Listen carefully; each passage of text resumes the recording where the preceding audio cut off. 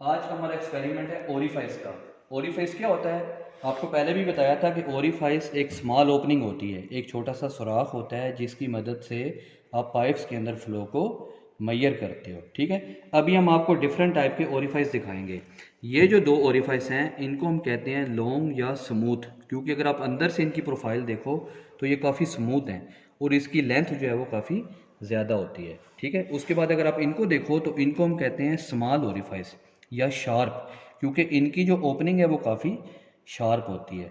अच्छा, जितने भी ओरिफाइस पड़े हुए हैं सबका डायमीटर सेम है, मतलब कि जो उनकी ओपनिंग है वो सेम है, वो मैनुअल में दी हुई है, वो है तकरीबन 13 मिलीमीटर, 13 मिलीमीटर्स। ठीक है।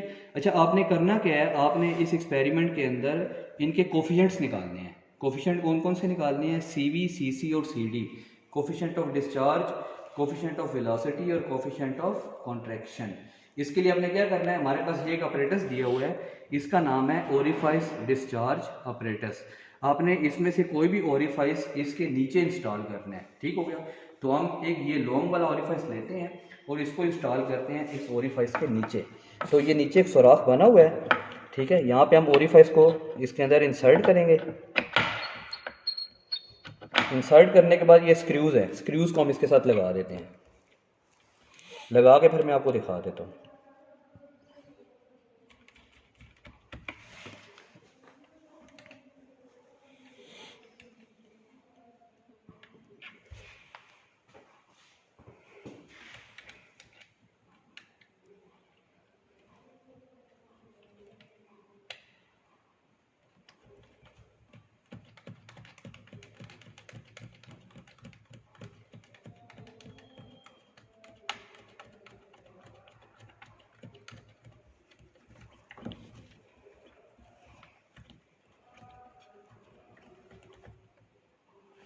ठीक है, ये नीचे अगर आपको नज़र आ रहा है तो ये ओरिफाइस हमने इसके नीचे इंस्टॉल कर दी है। तो ये लॉन्ग है तो इसका काफ़ी हिस्सा अपरेटस के अंदर भी आया और काफ़ी अपरेटस के बाहर भी आया हुआ है। ठीक हो गया। अच्छा, आपने क्या करना है, आपने सबसे पहले इसको कनेक्ट करना है हाइड्रोलिक बेंच के साथ। ठीक हो गया, तो ये पाइप है जो हमने बेंच के साथ कनेक्ट कर दिया है। तो इस पाइप की मदद से पानी जाएगा इस रेजरवायर के अंदर। ये जो ग्रीन कलर का फोम आपको नज़र आ रहा है ये डिफ्यूज़र है, मतलब कि इस डिफ्यूज़र के अंदर जो पाइप का सेक्शन है उसके अंदर छोटे छोटे सुराख हैं जिनके अंदर से पानी बाहर निकलता है। तो जब पानी यहाँ से बाहर निकलता है तो वो अंदर काफ़ी ज़्यादा टर्बुलेंस क्रिएट करता है, तो उसको ख़त्म करने के लिए हमने उसके ऊपर एक फोम चढ़ा दिया ताकि जो टर्बुलेंस है वो कम हो जाए। ठीक हो गया। उसके बाद ये देखो सामने दो पीजोमीटर लगे हुए हैं। ठीक हो गया, एक जो पीजोमीटर है वो कनेक्टेड है इस रेजरवायर के बॉटम के साथ। जितना इस रेजरवायर के अंदर वाटर का लेवल होगा ये पीजोमीटर आपको वो वाटर लेवल की वैल्यू शो करेगा। और दूसरा जो पीजोमीटर है वो कनेक्टेड है पिटॉट ट्यूब के साथ। ठीक है, तो ये पिटॉट ट्यूब है। पिटॉट ट्यूब क्या होता है? एक माइन्यूट सा होल होता है।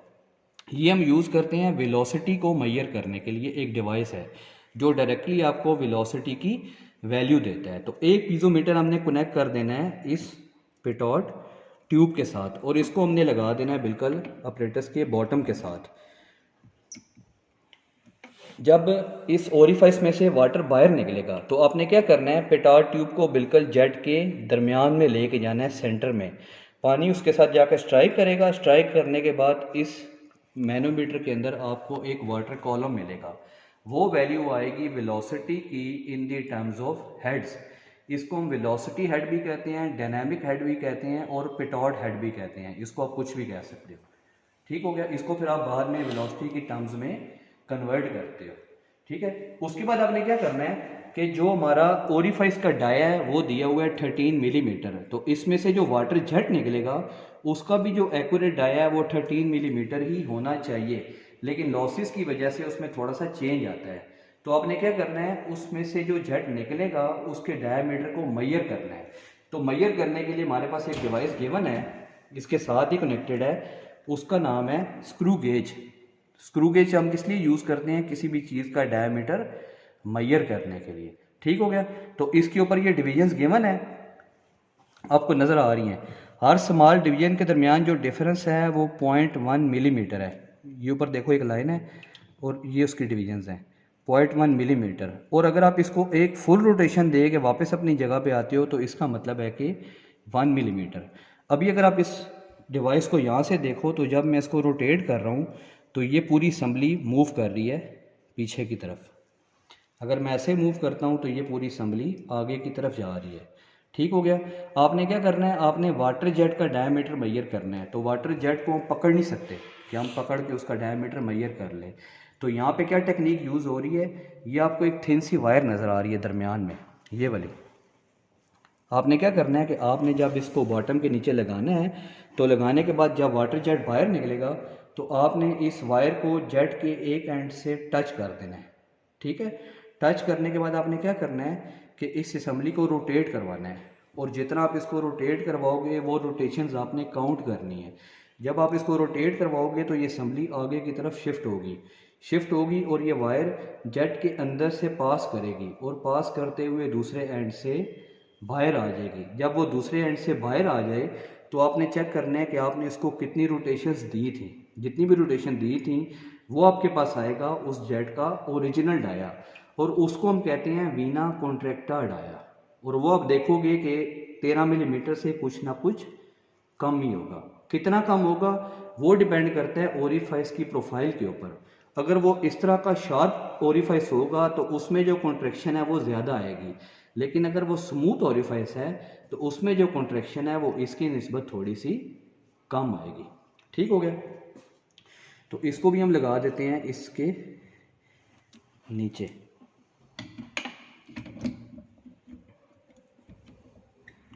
तो यहाँ तक आपको क्लियर है। एक पीजोमीटर आ गया आपका ओरिफाइस हेड के लिए, एक पीजोमीटर आ गया आपका वेलोसिटी हेड के लिए। ठीक है। तो अभी हम अपने अपरेटस को रन करवाते हैं। रन करवाने के लिए सबसे पहले हमने क्या करना है, स्विच को ऑन कर देना है। ऑन करने के बाद आप क्या करोगे, वाल्व खोल देंगे।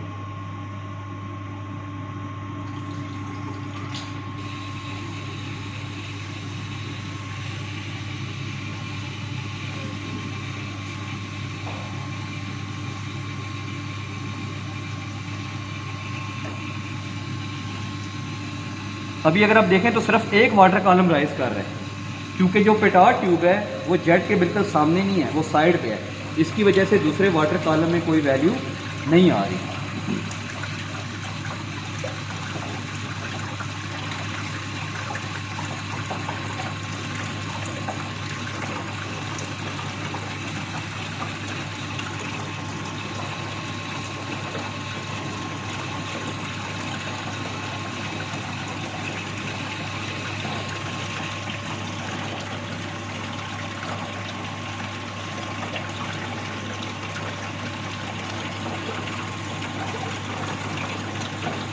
ये दरमियान में जो स्केल दिया हुआ है ये मिलीमीटर्स के अंदर है।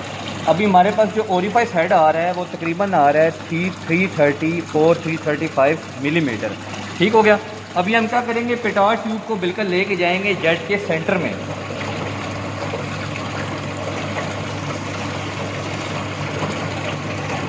अभी ये देखें, ये वाटर कॉलम राइज कर रहे हैं।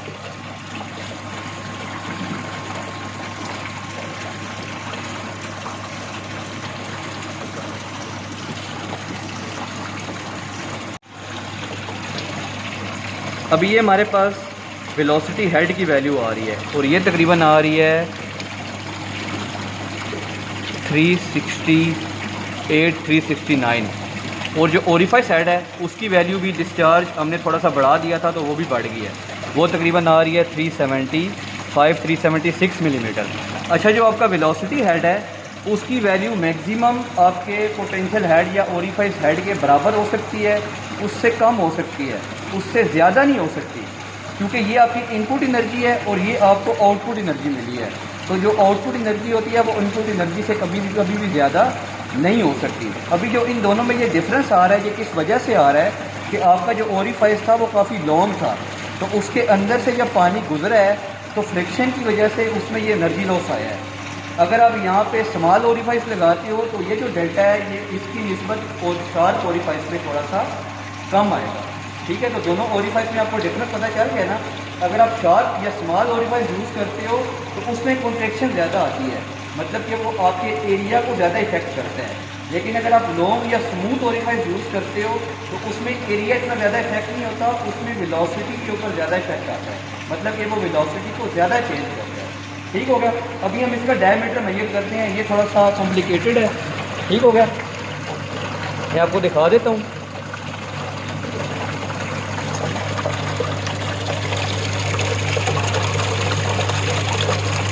अभी ये देखें, वो जो वायर है उसको हमने टच करना है जेट के एक एंड के साथ।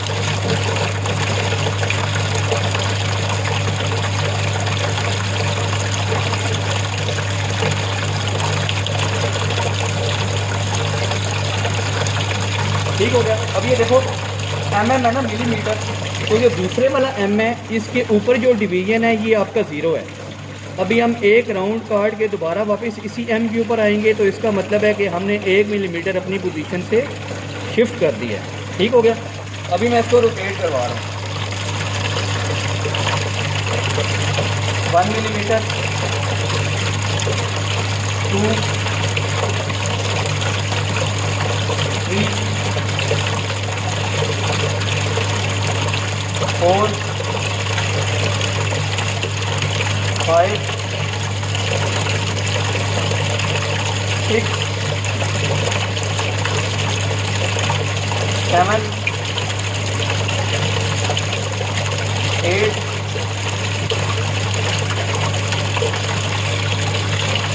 9। अब ये देखो हमारी जो वायर है बिल्कुल जड़ के अंदर है, लेकिन आपने इसको उस वक्त तक रोटेट करवाना है जब तक वायर दूसरे एंड से बाहर नहीं आ जाती।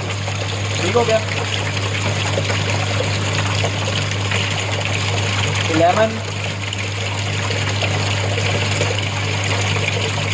12,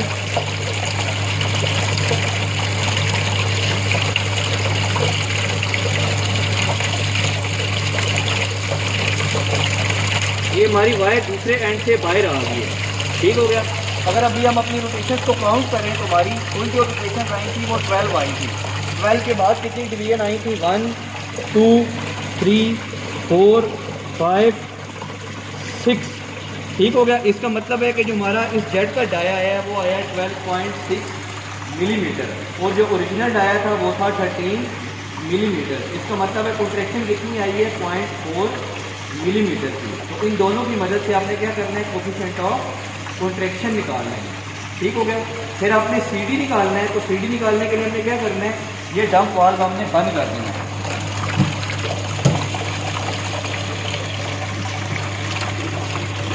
ठीक हो गया। डंप वाल्व आपने बंद कर दिया। बंद करने के बाद आपने यहाँ से डिस्चार्ज मेजर करना है।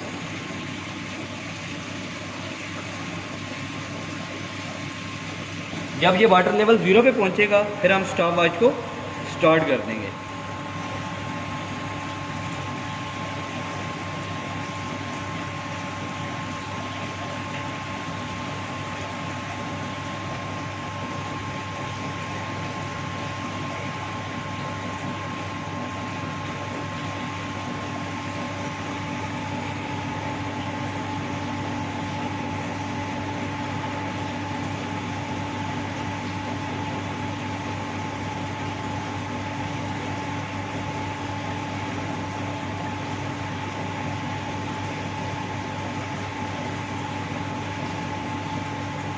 थर्टी में हमारे पास जो वैल्यू आ रही है वो तकरीबन आ रही है 12 लीटर्स।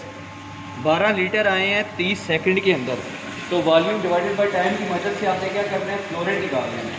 उसके अलावा आपने ये दोनों वैल्यूज़ भी ले ली हैं। ओरिफाइस का डाया भी आपने ले लिया, वीना कॉन्ट्रैक्टा का डाया भी आपने ले लिया है।